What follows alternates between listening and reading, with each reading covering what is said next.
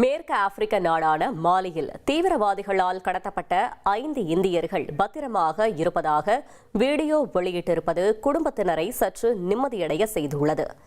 தென்காசி மாவட்டம் கடையநல்லூரைச் சேர்ந்த இசக்கி ராஜா மற்றும் சுரேஷ் உள்ளிட்ட 5 இந்தியர்களை மாலியில் பயங்கரவாதிகள் கடத்தி சென்றனர். 1 மாதத்திற்கும் மேலாக தீவிரவாதிகளின் பிடியில் இருக்கும் அவர்களை பத்திரமாக மீட்க வேண்டுமென குடும்பத்தினர் கோரிக்கை விடுத்துள்ளனர்.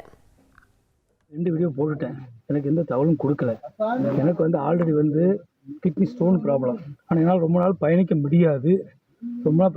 தயவுசெய்து இந்த வீடியோமா என் வீட்டம்மா சந்தன மாதிரி வீடியோ பார்த்து நீ சரணியான கொடியங்குளத்தில் நம்ம பாலம் பொன்னாடி கூட அந்த பிள்ளை வேலை பார்க்க அவர்கிட்ட சொல்லி ஓனர் வீடு மாறிப்பேன்.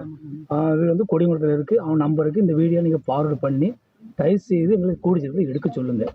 அரெஸ்ட் பண்ணி 45 நாள் ஆச்சு. 2 வீடியோ போட்டிருக்கோம். எந்தமான இது எங்களுக்கு எந்த பதிலும் சொல்லலை. இந்த வீடியோ பார்த்துட்டு எங்களுக்கு சீக்கிரம் வெளியிடுங்க.